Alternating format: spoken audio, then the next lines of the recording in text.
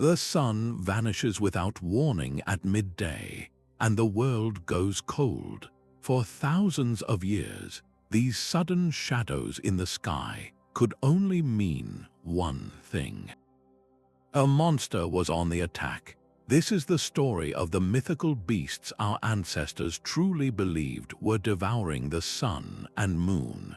We will uncover the global cast of dragons, wolves, and demons blamed for eclipses and comets, and by the end, you will understand the profound human need to turn cosmic terror into epic story.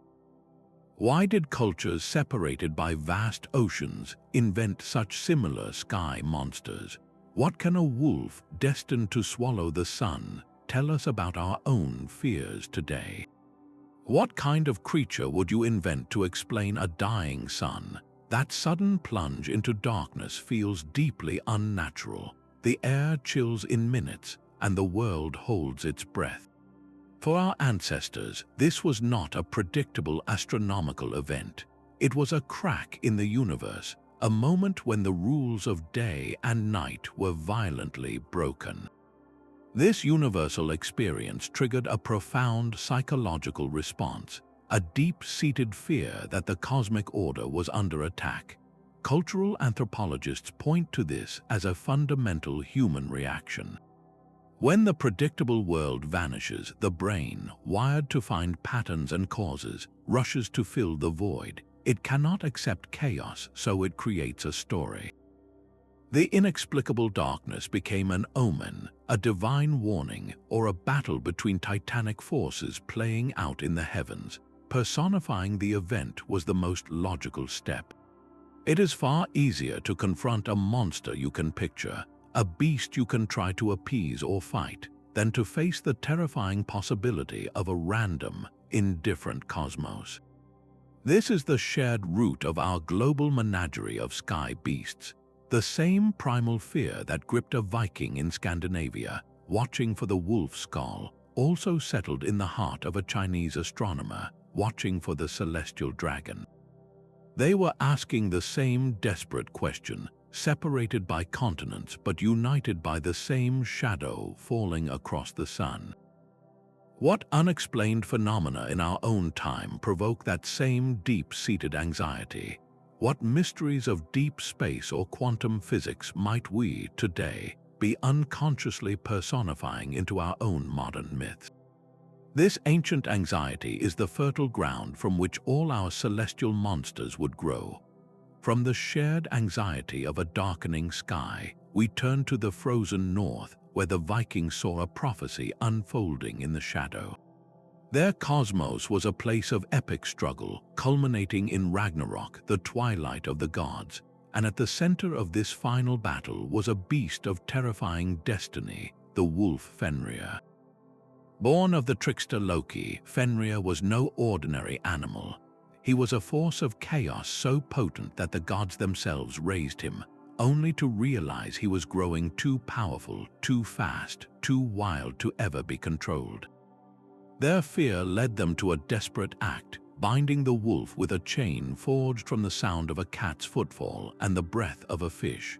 This magical fetter held, but the prophecy remained. Fenrir would break free, and when he did, his vengeance would be written across the sky. During a solar eclipse, the Norse people believed they were witnessing a terrifying rehearsal for the end of the world. That was not just a shadow passing over the sun. It was the jaws of Fenrir, momentarily slipping his divine bonds to take a bite out of the sun itself. This was more than a simple monster story. It was a direct glimpse into their core beliefs about fate, courage, and the inevitable cycles of destruction and rebirth. The wolf was not just an explanation for a dark sky. He was a symbol of the doom that even the gods could not escape.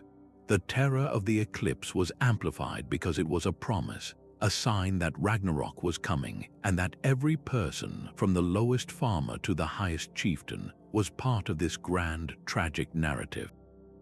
We can see this belief etched in stone, on rune stones where stylized wolves snarl. there forms a permanent reminder of the beast that waited to swallow the sun. The story of Fenrir gave a shape and a name to their deepest cosmic fear, transforming a random astronomical event into a chapter from their most sacred myths. It demanded bravery, a resolve to face the inevitable with honor, even when the light was dying. Far from the icy prophecies of the north, an empire watched the sky with a different kind of dread. In ancient China, the celestial order was the very foundation of power, and a solar eclipse was a catastrophic tear in that sacred fabric. The cause was a heavenly dragon, a serpentine beast of immense power whose hunger could consume the sun itself.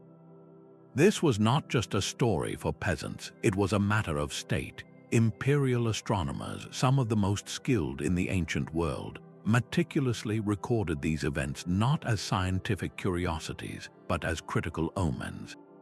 An eclipse meant the dragon was active, and its attack was a direct challenge to the emperor's mandate of heaven, the divine right to rule. If the sun, the ultimate symbol of the emperor, could be devoured, then his connection to heaven was broken.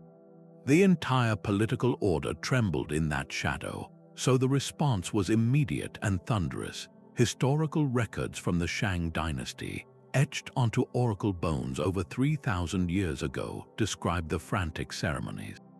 At the first sign of an eclipse, the entire court would erupt into a cacophony, banging drums, shouting, and shooting arrows into the sky.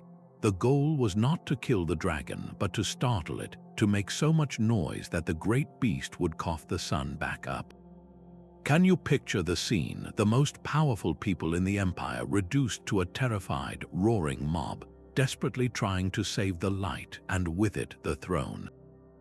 This dragon myth was woven into the very ideology of the state, influencing everything from tax policy to military campaigns.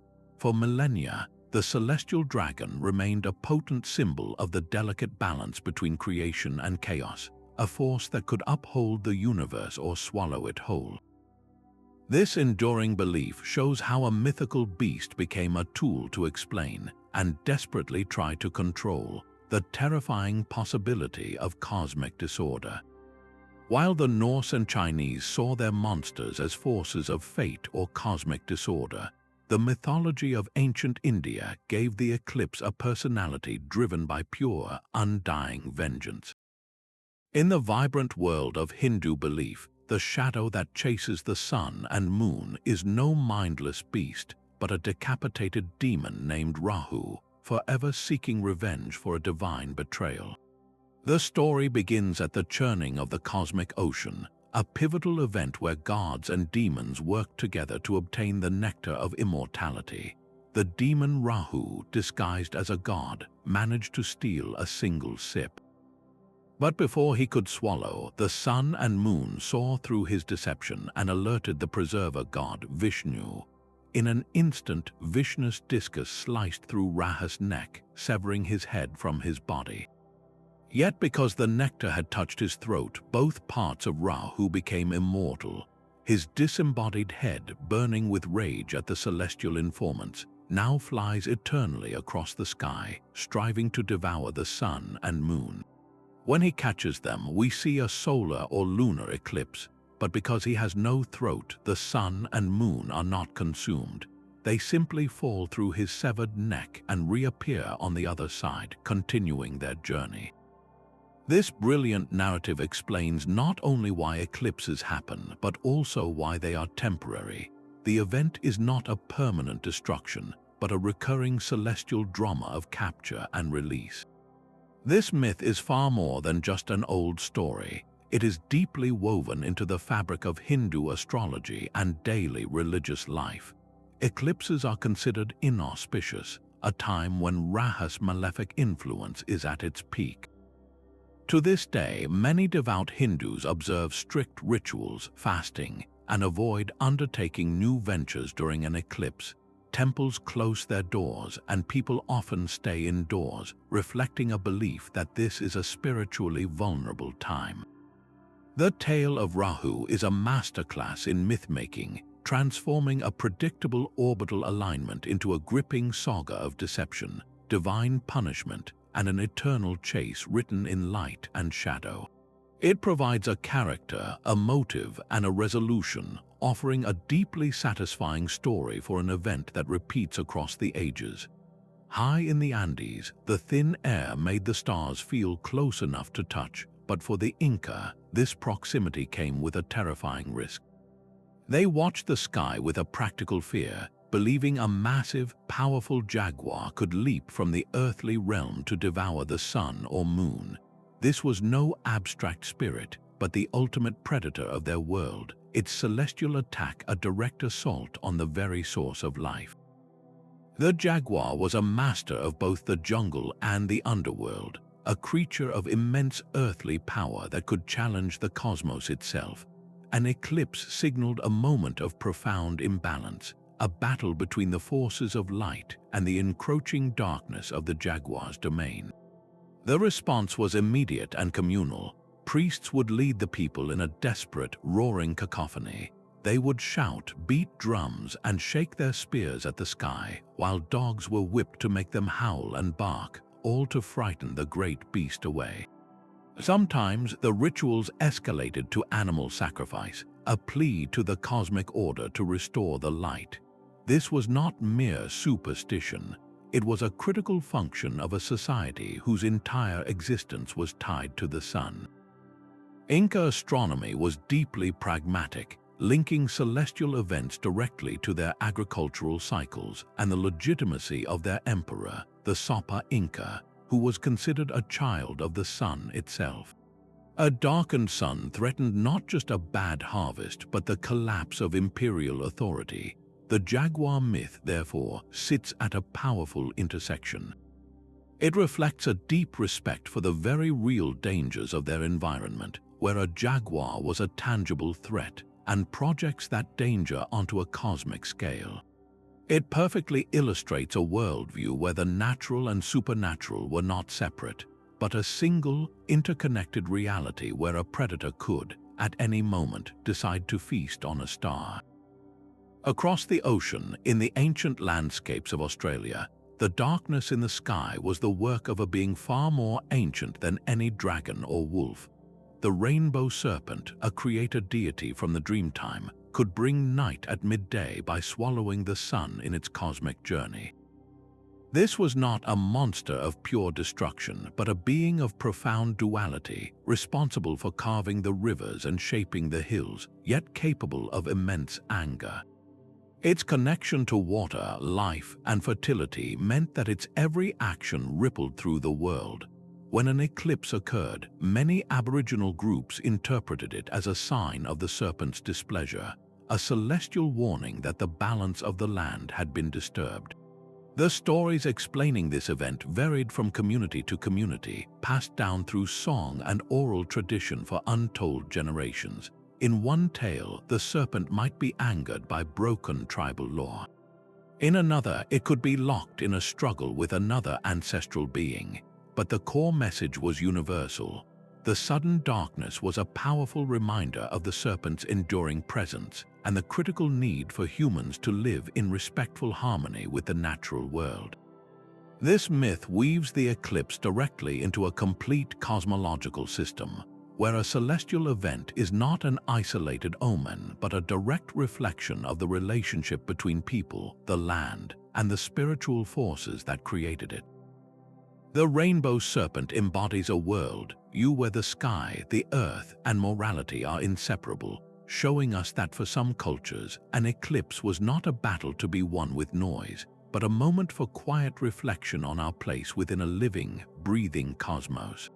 But long before the rainbow serpent swam through the dreamtime, the world's first astronomers were watching the skies from the land between two rivers. In the baked clay of ancient Mesopotamia, the ultimate chaos had a name, Tiamat. She was not a mere beast, but the primordial mother of all gods, a massive, dragon-like embodiment of the salt sea, whose very being was untamed, roiling chaos. When the sun vanished or a comet blazed across the heavens, it was not a simple omen. It was a tremor in the cosmic order, a sign that Tiamat's ancient power was stirring once more. Her story is told in the Enuma Elish, the Babylonian creation epic, where the young storm god Marduk rises to challenge her.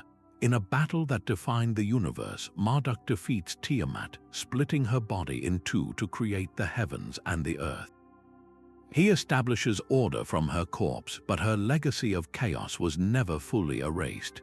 Every eclipse, every unexpected comet, was a chilling reminder that the ordered world was a fragile construct, built upon a defeated but never vanquished force. The Mesopotamian priests, some of history's most meticulous sky watchers, saw these events as direct messages from the gods. They would scan the heavens for signs of divine displeasure, often interpreting a solar eclipse as Tiamat's lingering shadow, a threat of the old chaos returning to swallow the new order. These observations were not casual notes. They were matters of state survival, meticulously pressed into wet clay tablets that formed the world's first detailed astronomical logs. Can you see the priest astronomer, stylus in hand, carefully recording the darkening sun, not as an orbital event, but as a political and spiritual crisis? The myth of Tiamat gave them a framework for this fear. It was the eternal struggle between cosmos and chaos, played out on a grand, divine scale. In the unpredictable floods and droughts of the Tigris-Euphrates Valley, where life itself depended on controlling nature's chaos, this story resonated with profound force. Tiamat's enduring presence in myth satisfies a deep human need to give a face and a story to the formless terror of the unpredictable, to believe that even cosmic disorder can be named, fought, and contained, if only for a while. The chaos of Tiamat finds a terrifying echo in the mountains of Greece. Here, the ultimate challenger to divine order was Typhon, a being so monstrous he was described as a giant with 100 snarling dragon heads, each one breathing fire and black smoke. Born from the earth goddess Gaia to avenge her Titan children, Typhon was the embodiment of the world's most violent and untamable forces. When he rose to challenge Zeus and the Olympian gods, his very presence blotted out the sky. His breath was not just fire, it was a suffocating darkness, a storm of ash and fury so complete it could swallow the sun whole. For the ancient Greeks, a solar eclipse was not a passive shadow. It was the direct result of Typhon's rage, a moment when the serpent-legged giant was on the attack. The poets, like Hesiod, wrote that his roars alone created the destructive, howling winds that shattered ships and leveled villages. This myth did more than explain a dark sky. It unified their understanding of the world. A volcanic eruption was not just lava flowing from Mount Etna. It was the imprisoned Typhon breathing fire beneath the mountain. A sudden, violent storm was the lingering echo of his battle with Zeus. The story served a crucial psychological purpose, giving a name and a shape to the terrifying unpredictability of nature itself. By casting Zeus as the victor who ultimately defeated and imprisoned this chaos, the myth reinforced a comforting idea that even the most terrifying forces could be subdued by a greater, ordering power. It transformed a random, frightening event into a chapter in a story they knew, a story where order, however precariously, always won. The fear of Typhon was the fear of the earth itself turning against you, but his defeat was the promise that the sun would always return. Yet even in the midst of cosmic battles, a gentler story was being told under the moonlight of Japan. While the moon is famously home to a rabbit diligently pounding rice cakes into mochi, its serene glow was not always safe. In regional tales passed down through generations, a shadowy beast, sometimes a demon, other times a wolf, would rise to devour the moon, threatening the gentle rabbit within. This was not the end of the world, but a dramatic interruption, a temporary peril for a beloved character. The stories vary, but a common thread emerges, one of cleverness and hope. The rabbit might outwit its pursuer, or a benevolent deity might intervene at the last possible moment, driving the monster away and allowing the moon's soft light to return. This celestial drama has its roots in ancient Buddhist Jataka tales, which traveled from India and were lovingly adopted into Japanese folklore, transforming the moon rabbit into a symbol of selfless sacrifice and kindness. Its struggle during an eclipse perfectly captures a core Japanese aesthetic, the delicate balance between beauty and peril known as mono no aware, the poignant awareness of life's fleeting nature. The temporary darkness of the eclipse became a moment of heightened tension in an ongoing story, a test of resilience that the rabbit, with help, would always pass. This stands in stark contrast to the world-ending wolves and chaos dragons of other myths. Here, the eclipse is not an omen of doom, but a challenge to be overcome. It reflects a worldview where darkness is temporary and the forces of order and benevolence are ultimately stronger. The tale of the moon rabbit and its adversary gives the eclipse a different emotional weight, one not of terror but of anxious hope, reminding us that even in the shadow, a clever spirit and a little divine help can restore the light. A hero's breath hangs in the cold air as he faces a sky gone black. For the Slavic peoples, the sudden eclipse was the shadow of the Zmei, a multi-headed dragon whose vast, leathery wings could snuff out the sun or moon in a single beat.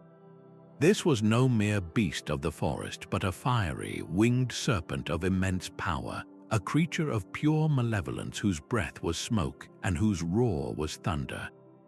When it flew across the heavens, it was not just passing, it was attacking the very pillars of the world, a direct assault on the cosmic order that demanded a hero's response.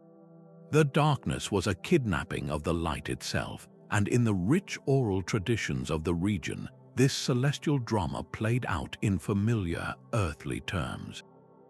The most famous of these heroes was the warrior Dobrynya Nikitich. In the epic tales, the Zmei was not merely a sky monster, it was a kidnapper, snatching maidens and hoarding treasure, its tyranny casting a literal and figurative shadow over the land. Dobrynya's battle was not just for glory, it was a rescue mission on a cosmic scale. He fought to free the captured, to slay the dragon, and in doing so, to force the light to return. Can you hear the collective sigh of relief from a village when the first sliver of sun reappeared from behind the shadow? It was not just an astronomical event ending, it was proof that their hero had won. This myth was deeply woven into the fabric of community life, told and retold to reinforce a fundamental truth, that courage and righteousness could triumph over even the most overwhelming darkness. The Zmei's defeat was more than a single victory. It was a powerful allegory for the eternal struggle between good and evil, a story that gave people the courage to endure the long, harsh winters. Its connection to the seasons was explicit, the dragon's fall often symbolizing the eventual return of spring and the renewal of fertility to the frozen earth. The shadow that crossed the sun was the shadow of conflict, of struggle, of everything that sought to disrupt the natural and social order, and the returning light was the promise that, with enough bravery, balance would always be restored. That same fear of a cosmic battle, fought by heroes and gods, took on a far more terrifying shape in the heart of the Aztec Empire.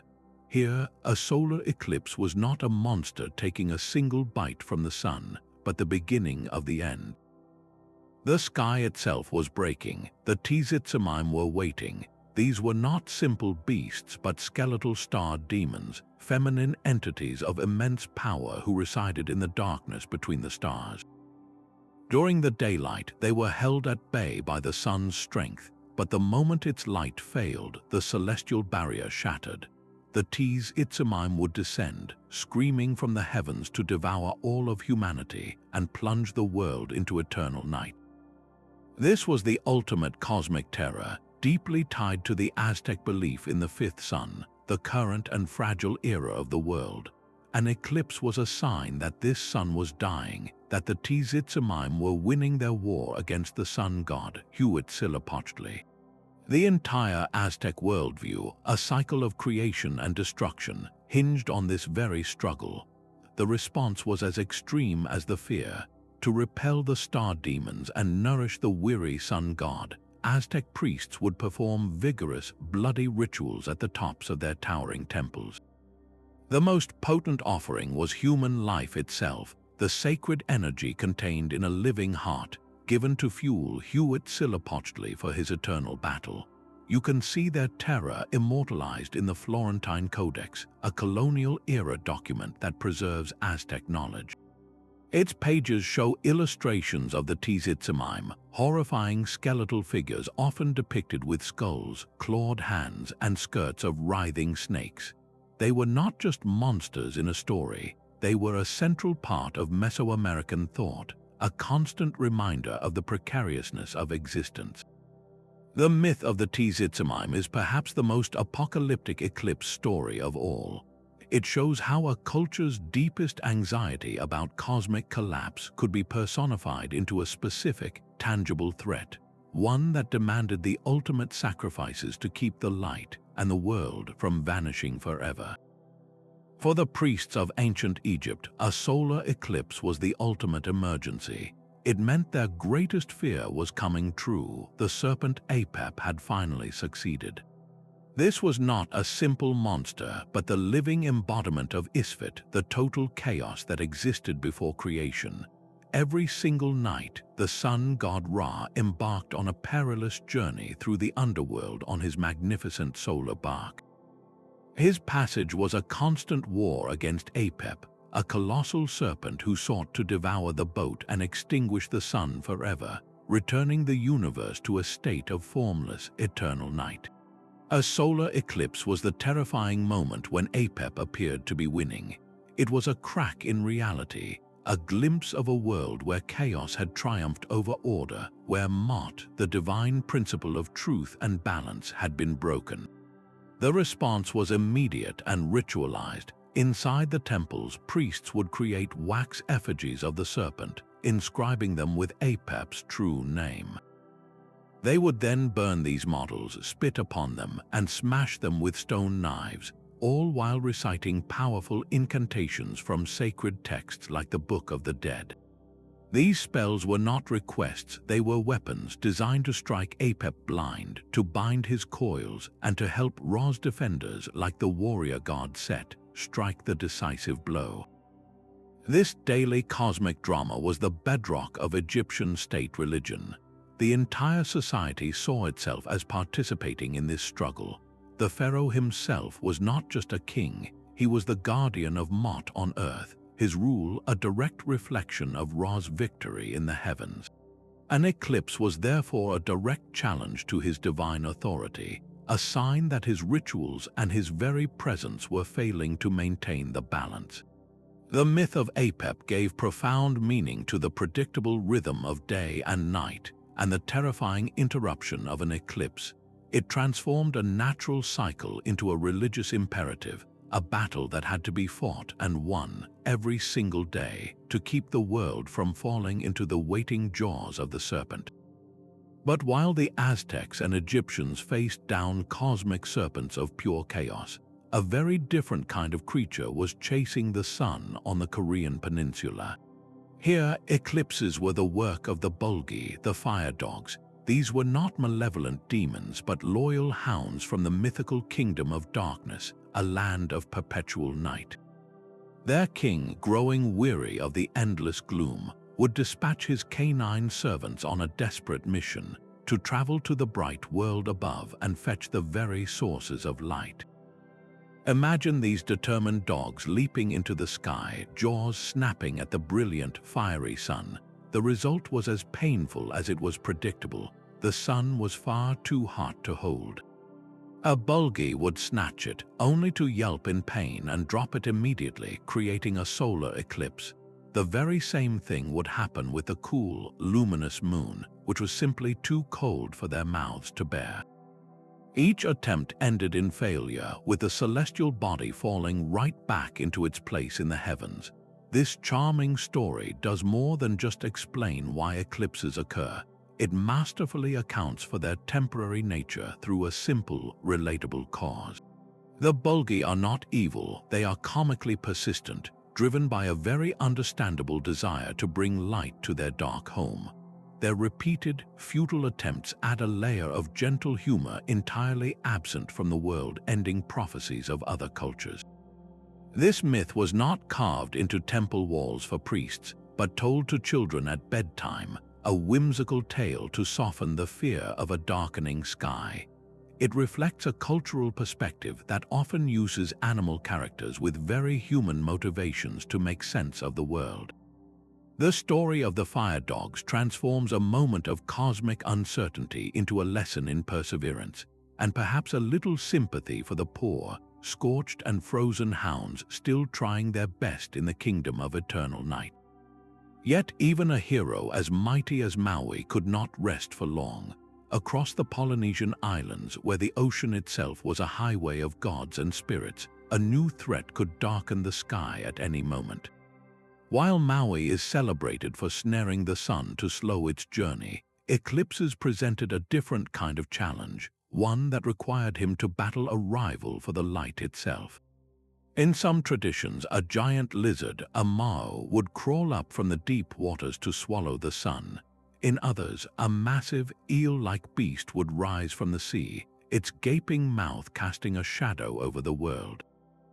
This was not a permanent state of chaos, but a temporary crisis that demanded a hero's intervention. The people would watch the sky, not with the passive terror of those awaiting a prophecy, but with the anxious hope of an audience waiting for their champion to appear. They knew Maui would rise to the occasion, using his legendary cleverness and brute strength to pry the celestial body from the monster's jaws. In one version from the Hawaiian Islands, Maui battles the lizard Kuna Loa, who is angered by the sun's heat. Maui defends the sun with his magic and his strength, eventually driving the beast back into its dark cave. The story varies from island group to island group, but the core message remains consistent. Maui's victory is a testament to human ingenuity and courage, a reminder that even the cosmos can be defended through will and wit. These tales were far more than simple explanations for a shadow. Told and retold by navigators and elders, they reinforced the social values of resilience and resourcefulness that were essential for survival on the open ocean. The environment itself was a character in these myths, with the sea providing both the monster and the arena for the battle. Unlike the apocalyptic wolves or star demons of other cultures, Maui's adversaries were powerful but ultimately beatable. This created a world view where people were not helpless victims of celestial whims, but active participants in a dynamic cosmos. The demigod's success was their success. His cleverness was a model for their own problem-solving. When the sun returned after an eclipse, it was not just an astronomical event concluding. It was a communal celebration of Maui's latest triumph, a powerful story that turned fear into a lesson on the power of heroic action. In the misty highlands of ancient Ireland, the line between a god and a monster was terrifyingly thin. Here stood Cruach, a golden idol surrounded by 12 stone companions, a figure so feared that his worship was said to require the ultimate price. He was a lord of the sun, a giver of grain and fertility, yet his true nature was that of a devourer, a being whose disfavor could mean the failure of crops and the death of kings. While no surviving text directly states that Cruach caused an eclipse, his domain was the sun's life-giving power. A sudden, unnatural darkness falling across the land would have been interpreted as the most severe sign of his wrath, a catastrophic withdrawal of his favor. The very cycles of the Celtic year, marked by festivals like Samhain, reveal a society deeply attuned to the sun's weakening and strengthening. An eclipse was the ultimate, unscripted violation of that sacred cycle. The Dinsenchas, a collection of topographical lore, weaves Cruach into the foundations of Irish kingship and the fertility of the land. A king's right to rule depended on the prosperity he could command, a prosperity directly tied to the sun. If the sun itself was blotted out, it was a clear message that the sacred contract between the people, their ruler, and the divine had been broken. The idol demanded sacrifices, and an eclipse might have been seen as the moment he collected his due, a debt paid in terror. This myth represents a different kind of fear, not of a beast from outside the cosmos, but of the god you worship turning against you. Cruach was both the source of life and a potential agent of its end, a reminder that in the pagan worldview, the divine was a force of immense power that could be as cruel as it was kind. His enigmatic story, shrouded in the limited records that survived Christianization, shows us that some of our most profound eclipse myths may have been lost to time, leaving only echoes of a golden idol who held the power of light and darkness in his hands.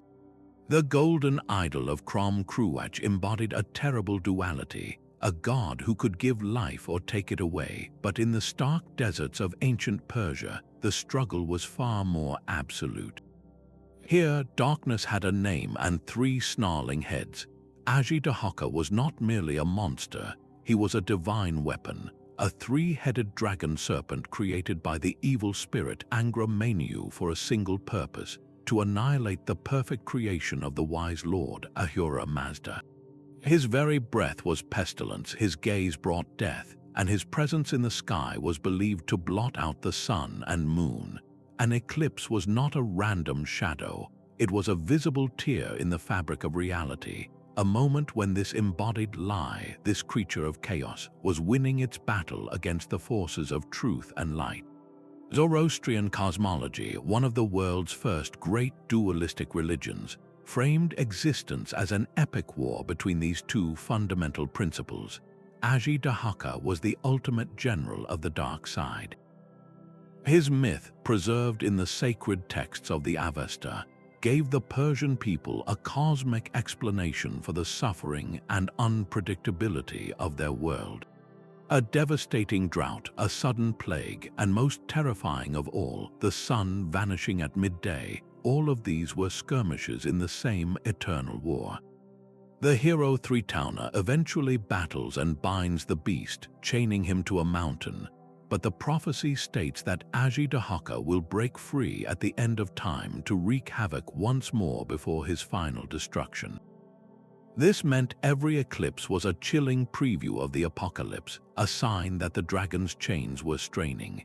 This powerful narrative provided more than just an explanation, it offered a profound moral framework. It told people that the darkness they witnessed was not meaningless. It was the work of a definable evil that could and would be defeated. The myth was so potent that it survived for millennia, its echoes reverberating through later Persian and Islamic literature. The dragon Zahak in the epic Shahnameh is a direct descendant of this ancient fiend, a testament to how a celestial monster can become a permanent fixture in a culture's imagination. Aztec's role shows us that an eclipse myth could be the cornerstone of an entire worldview, transforming a moment of terror into a reaffirmation of faith in the ultimate, inevitable victory of light.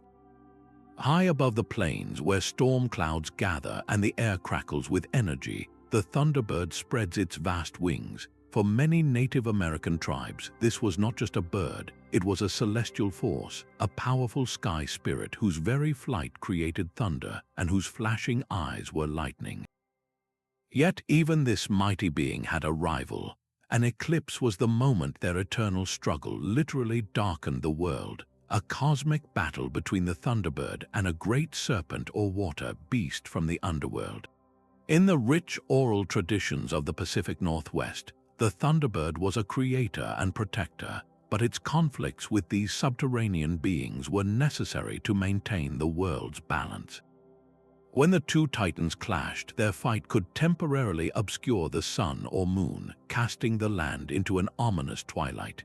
This was not a sign of impending doom, but a dramatic episode in an ongoing relationship. The stories varied from tribe to tribe. For the Lakota, the Ea, a storm-eating monster, challenged the Thunderbird's domain. Among some Algonquian peoples, a gigantic serpent was the adversary. These narratives were far more than simple explanations for a shadow.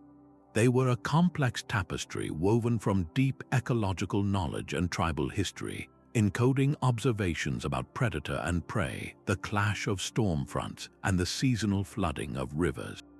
The eclipse was a powerful reminder that conflict itself is cyclical, and that resolution, like the returning sun, is part of a natural order. Unlike the purely destructive beasts of other myths, the Thunderbird's rival was a necessary counterforce, an opposing power that gave the universe its dynamic tension. This myth presents a profoundly nuanced view of the cosmos. The sky was not a distant, static canvas, but a living, interactive realm where spiritual beings wrestled with consequences everyone could see. The Thunderbird's struggle teaches us that our oldest stories are mirrors of the world around us, reflecting local environments and the core values of harmony and resilience needed to survive within them. A different kind of darkness fell over the far north, a shadow born not from hunger but from theft. In the heart of Finnish folklore, within the verses of the epic Kalevala, the sun and moon did not simply vanish. They were stolen. The thief was Lauhi, the powerful and cunning mistress of Pohjola, the cold and shadowy northern realm. She was not a mindless beast, but a witch of immense magical ability, and she captured the celestial bodies, hiding them away inside a mountain to increase her own power and plunge the world into a permanent, desperate winter. Her act transformed the sky. An eclipse was not a monster taking a bite, but the direct result of her malicious spell, a theft of light that left the world frozen and afraid. This narrative shifts the entire framework of the event. The crisis is not one of consumption, but of possession. The light still exists, it is just imprisoned, waiting to be won back. The heroes of the Kalevala, the eternal bard Vainamarainen and the master smith Ilmarinen, cannot simply fight a beast. They must outwit a sorceress. Their quest is a test of magic and cunning, a journey into the hostile north to find what was stolen and restore balance to the cosmos. They represent the forces of community and creation pitted against Lauhi's selfish isolation. This struggle between good and evil is central to the Finnish national identity, a story forged in a landscape where the sun's return after the long polar night feels like a true victory. Lauhi herself is a fascinatingly complex figure. She is a mother and a ruler, a being of both destructive and creative power, echoing the dual nature of the Arctic environment itself, which can be both brutally harsh and stunningly beautiful. Her story, woven into the very fabric of Finnish literature, gives the temporary loss of light a profound cultural meaning. It is not just an astronomical event, but a chapter in a national epic, a reminder that even the sun can be stolen, and that its return requires the bravery and cleverness of heroes. Even in the cosmos of Dahomey, the divine twins were not safe from attack.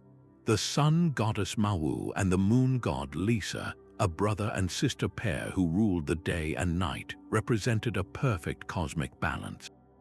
Their very existence was a testament to the harmony of male and female principles, a duality central to the Faun people's understanding of the universe. But this harmony was perpetually under threat. A monstrous serpent, a creature of pure greed and chaos, would sometimes rise from the depths to consume one of the twins. When its shadow fell across the sun or moon, plunging the world into an untimely darkness, the people knew the serpent had struck. This was not a permanent victory for the beast, but a temporary crisis. The myth tells us that the other twin would immediately rush to the rescue, driving the serpent away and forcing it to release its celestial sibling. The light would always return. This narrative framework transforms an eclipse into a dramatic story of familial loyalty and mutual protection. It underscores a profound belief that the bonds holding the cosmos together are not just laws of physics, but relationships of care and responsibility. The serpent represents any force that seeks to break that sacred unity, to divide what should be whole. Its defeat, repeated every time an eclipse ended, was a powerful reassurance. It illustrated that while chaos may occasionally darken the world, the resilient, interconnected order of the divine would always reassert itself. This story, woven into the rich tapestry of Dahome's creation myths, shows us a different emotional core for an eclipse. The primary feeling is not terror, but a shared anxiety for the deities, followed by relief at their reunion. It frames the cosmos as a family, and its survival depends on their unwavering support for one another.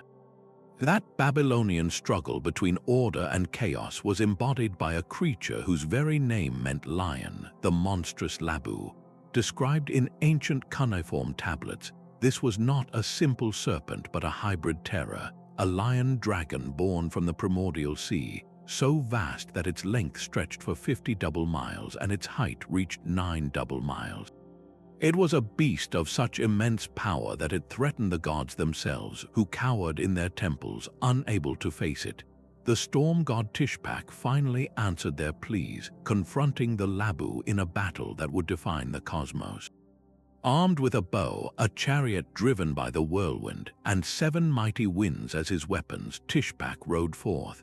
He challenged the beast, and when the Labu roared its defiance, the storm god drove his weapon straight into its heart, finally slaying the colossal dragon. But the death of such a primal monster did not erase its existence from the world. Its legacy lingered in the very fabric of the sky. The shadow of the slain Labu was believed to still fall across the sun and moon, the darkness of an eclipse being the lingering echo of its form, a temporary return of that vanquished chaos. For the Babylonian priest-astronomers, this was not just a story, it was a fundamental truth. They meticulously tracked the movements of the heavens, recording eclipses on clay tablets not as predictable events, but as critical omens.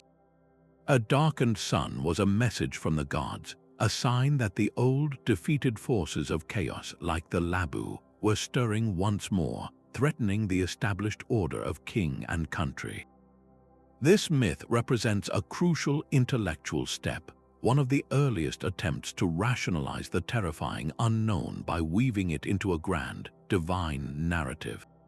The story of Labu did not vanish with the clay of its tablets. Its themes resonate powerfully in later Hebrew cosmology, where the sea monster Leviathan embodies a similar chaotic force subdued by a creator god. The enduring fear of the Labu shows us a civilization using its most powerful tool, storytelling, to build a wall of meaning against the formless terror of a dying sun, ensuring that every eclipse was not just an end, but a battle they had already won. A giant falcon soars across the Hungarian sky, its wings so vast they can momentarily block the sun. This was the Tyrol, no mere beast but a sacred protector and the mythical ancestor of the nation itself. Its shadow falling upon the land was not seen as an attack, but as a profound moment of contact. When the sun or moon dimmed, it was the Tyrol passing overhead, a living omen from the world of the ancestors.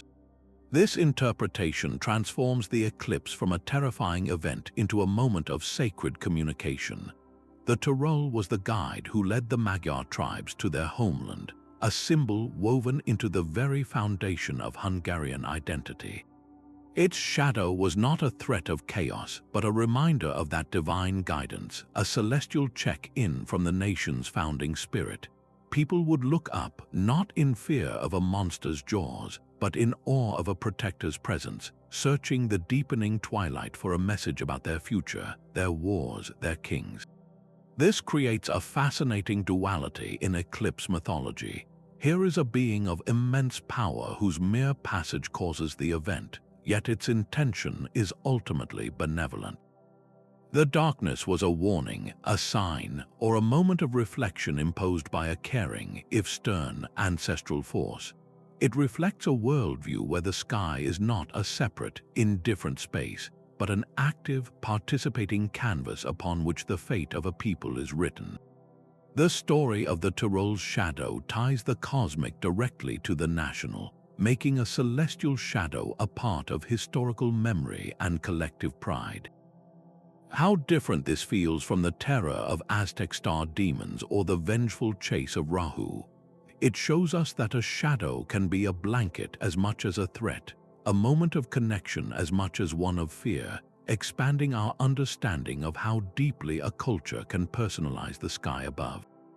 Out in the vast Philippine Sea, the darkness that fell was not a wolf's bite or a dragon's shadow, but the slow closing of a jaw wider than a bay. The Bakunawa, a serpentine dragon of the deep, was rising from its watery realm to devour the moon. This was not a random attack, but a recurring celestial drama born from a story of tragic loss.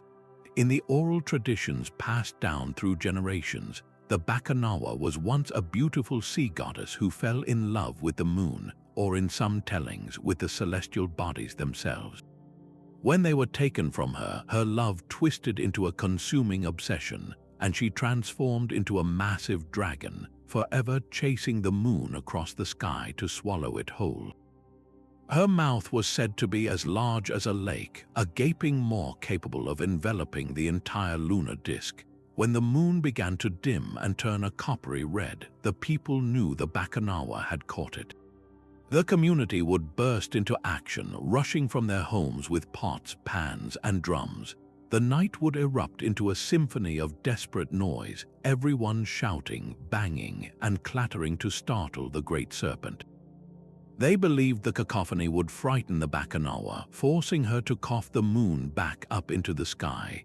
This collective effort was vital, a shared responsibility to restore cosmic balance. The myth perfectly explains the cyclical nature of a lunar eclipse, the temporary capture and eventual release of the moon. Unlike the world-ending prophecies tied to solar eclipses, the Bakunawa story carries a different emotional weight, one of communal perseverance against a force of tragic desire. The legend remains vibrantly alive in the Philippines today, a testament to its power. It is retold in children's books, depicted in vibrant artwork, and its name is even given to a newly discovered species of deep-sea fish, a beautiful echo of the dragon's marine origins. This focus on the moon rather than the sun reveals a cultural priority centered on the rhythms of the night, the tides, and a different kind of celestial beauty. The Bakunawa is not a mindless beast of chaos, but a being of profound, if destructive, passion, and her story ensures that every darkened moon is not an end, but a challenge for the community to rise together and sing the light back into the sky. But a dying sun was not the only terror written in the stars. For the Norse, a sudden streak of fire across the night sky was just as ominous. Comets were not distant balls of ice and rock. They were the blazing breath of a fire giant, a Jotun from the primordial realm of Muspelheim, or perhaps a shower of sparks flung from the sword of Surtur, the giant who would one day set the cosmos aflame during Ragnarok. Their Old Norse name reveals this intimate connection to the supernatural. They were often called Hostjana, the hair star, a term that evokes the flowing, brilliant locks of a goddess like Sif, or even the mighty mane of the wolf Fenrir himself. This was not a scientific observation, but a poetic one, seeing in that long, luminous tail the familiar texture of something both beautiful and divine. The sagas are filled with accounts of these hair stars appearing just before the death of a king or the outbreak of a great war. They were unscripted messages from the gods, urgent portents that the threads of fate were being woven toward some cataclysmic event. A comet was a crack of light from the future, a preview of the final conflagration. This interpretation seamlessly wove comets into the same epic narrative as eclipses. Both were active signs of the cosmic drama playing out between the gods, the giants, and the monsters of prophecy. An eclipse was the wolf Fenrir straining at his bonds, while a comet was the fire giant Surtur sharpening his sword. One was a shadow of impending doom, the other a flame heralding the world's end. This view denied the idea of a random, indifferent universe. Every light in the sky, whether it was being consumed or was burning with unnatural fury, was a character in their story. The Norse comet beast, though less defined than the great wolf, completes our vision of their animated heavens. It shows us that for ancient people, the entire celestial sphere was a canvas for myth, and every unexpected event was a line of dialogue in an epic they were all a part of. While Norse eyes saw the fiery breath of a giant in a comet's tail, Chinese astronomers saw the graceful, powerful arc of a celestial dragon. These brilliant visitors were known as broom stars, their long tails sweeping across the heavens as if clearing a path for cosmic change. The movement of a dragon in flight, its sinuous body cutting through the celestial realm, was the only explanation that made sense for such a sudden and spectacular streak of light. This was not a random spark, but the deliberate action of one of the most intelligent and powerful beings in their cosmology. The appearance of a comet dragon was a direct message, a celestial omen that could signal glorious victory for the emperor or warn of impending floods, famines, or dynastic collapse. The court astronomers, masters of observation, did not just watch these dragons, they documented them with meticulous care.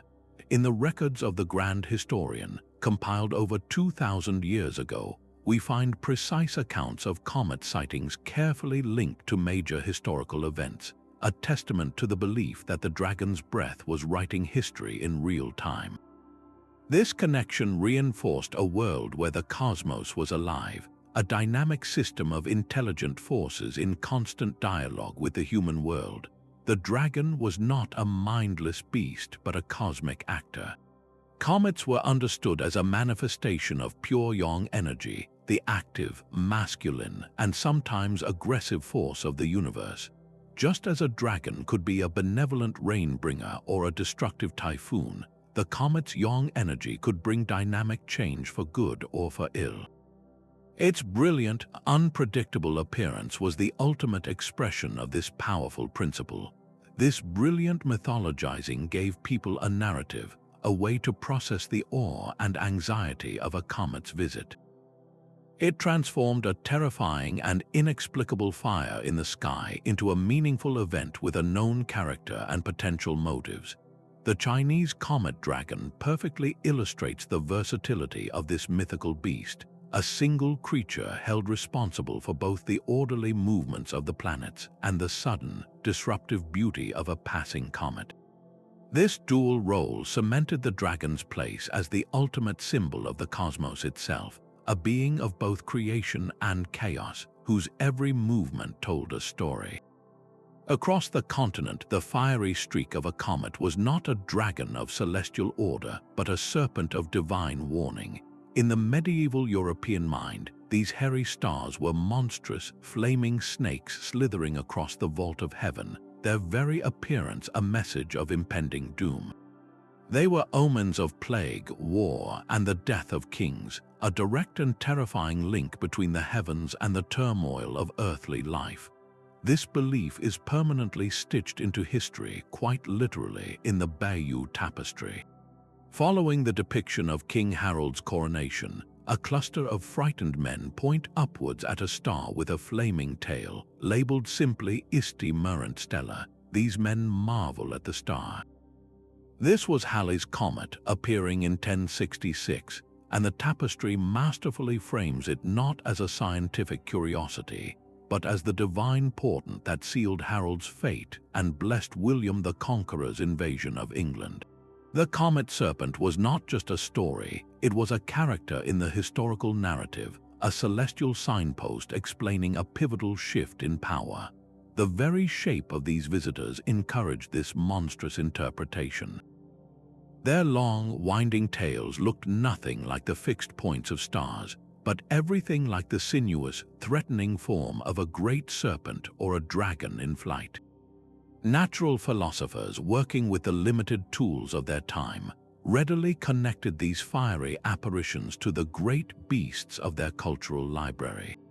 They saw the Leviathan of the Bible, the sea monster of chaos, now taking to the skies. They saw echoes of the dragons slain by saints like George or Margaret, infernal beasts returning as harbingers of divine punishment. This was a world deeply colored by religious texts that interpreted any irregularity in the heavens as a direct message from God, a warning to a sinful humanity to repent or face his wrath. When a comet serpent blazed into view, the impact on the public was immediate and visceral. The sight could trigger waves of panic, with people rushing to confession, donating to the church, and engaging in public acts of penance. They believed the comet's appearance was a direct result of their collective sin, and its fiery tail was a preview of the hellfire to come if they did not change their ways. This mythology proved incredibly resilient, persisting well into the Renaissance era, even as figures like Tycho Brahe began to demonstrate that comets were objects beyond the moon. The old fears clung on. The European comet Serpent represents a fascinating chapter where the line between careful observation and deep-seated superstition was utterly blurred.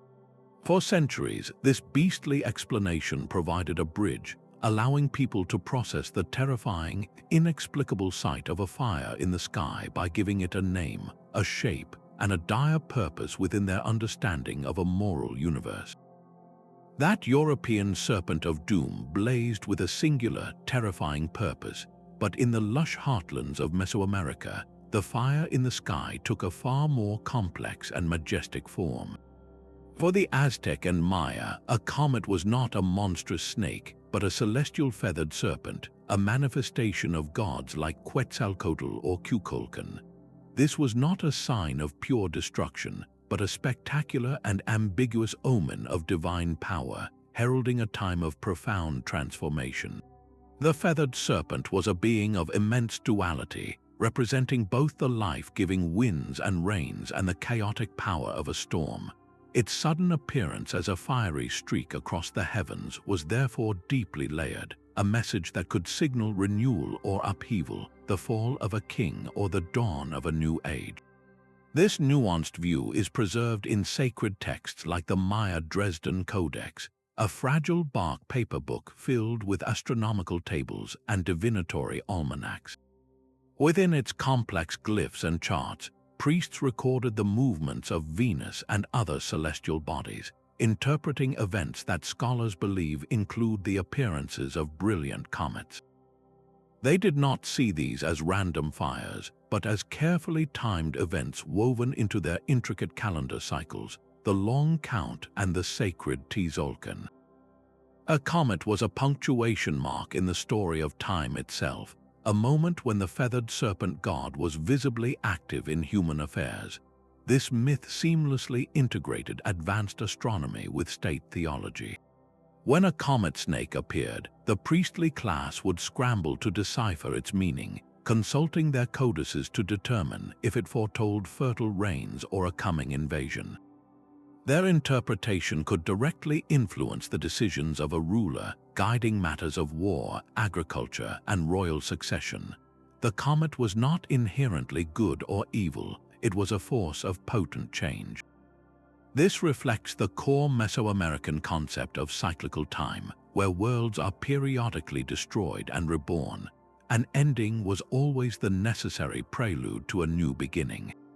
The flight of the feathered serpent across the night sky was the ultimate symbol of this dynamic process, a beautiful and terrifying reminder that the cosmos was alive, intelligent, and constantly in motion, demanding not just fear, but a deep and thoughtful reverence from the people below. From the frozen north to the southern seas, these stories share a profound and startling unity. A dragon, a wolf, a demon, or a dog appears again and again, a global cast of characters for the same celestial drama. Why did cultures separated by vast oceans and millennia invent such similar beasts to explain the darkening sun or the fiery comet? The answer lies deep within the human mind itself, in a fundamental need to turn cosmic terror into a story we can understand. Anthropologists call this tendency to personify natural forces animism, one of humanity's oldest and most intuitive ways of relating to the world. When the sun vanishes, the brain does not simply register a change in light. It instinctively searches for an agent, a will behind the event. It is far less terrifying to face a monster you can picture and potentially appease than to confront the chilling possibility of a random, indifferent universe.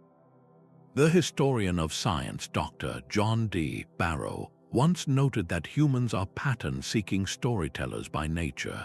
We are compelled to find causes and narratives, to weave the inexplicable into the fabric of our existing beliefs. These celestial beasts were the brilliant solution. They provided narrative coherence, transforming a senseless, frightening gap in the day into a plot with a beginning, a middle, and a hopeful end. The beast attacks, the people respond with noise or ritual, and the light is restored. This simple arc gave people a crucial sense of agency. You could not stop an eclipse, but you could bang a drum to scare the dragon, or recite a spell to help the sun god win his battle. This illusion of control was a powerful comfort in the face of the ultimate unknown. Look closely at the beasts themselves, and you see a culture's deepest fears and values reflected back from the heavens. The Norse Fenrir was not just a wolf, he was the embodiment of inescapable fate and the cyclical nature of their cosmos. Egypt's serpent Apep was the pure chaos that threatened to unmake their perfectly ordered world. The clever adversaries faced by the Polynesian hero Maui celebrated human ingenuity and resilience, essential traits for survival on the open ocean. These myths were never just about the sky, they were about the people who watched it. They were tools for teaching morality, reinforcing social order, and explaining the very nature of existence. This pattern is so universal it begs a reflective question. What are the modern beasts we create to explain our own uncertainties? Do we personify the relentless spread of a virus, the mysterious forces of a black hole, or the complex algorithms of artificial intelligence? We may use different language, but the underlying impulse to give a face and a story to the formless and the frightening remains deeply ingrained in us. The persistence of these myths in our folklore, our literature, and our blockbuster films is a testament to their power. They were not primitive mistakes, but profound and necessary creations. They show us that our relationship with the cosmos has always been, at its heart, a relationship with ourselves. We looked into the shadow and saw a beast because in doing so, we found a way to never be alone in the dark. Our journey ends where it began, under a sky that has witnessed every story we have ever told. From the wolf Fenrir's destined jaws to the Bakunawa's sorrowful ascent, these celestial beasts were more than just primitive explanations. They were humanity's first attempt to write a user manual for the cosmos, to fill the terrifying silence of a random universe with characters, motives, and a plot we could understand. That shared impulse to narrate the unknown is a thread connecting every culture across the globe. The shadow over the horizon was a blank page, and our ancestors filled it with the most epic stories they could imagine, stories that reflected their own world, their own fears of chaos, and their own hopes for order. Today, we can calculate an eclipse's path to the second and know a comet's composition from its light. Yet in that cool, hard light of science, something of the old magic remains. Our modern myths have simply migrated. We no longer fear a sky serpent, but we watch with the same awe as a rover lands on Mars. We do not blame a demon for an eclipse, but we personify climate change as a vengeful force of nature. The fundamental human need to tell stories about the things that frighten and fascinate us has not vanished, it has evolved. So the next time you are fortunate enough to stand in the moon's shadow or spot a comet's faint streak, do both.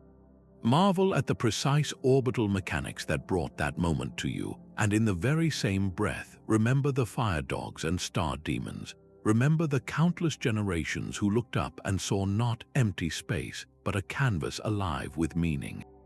Your view of the sky is a palimpsest written over with the equations of Kepler and Newton, but underneath, the ancient dragons still dance. The cosmos is still full of stories, and the next chapter is yours to write. If you have a local myth about the sun or stars, share it in the comments below.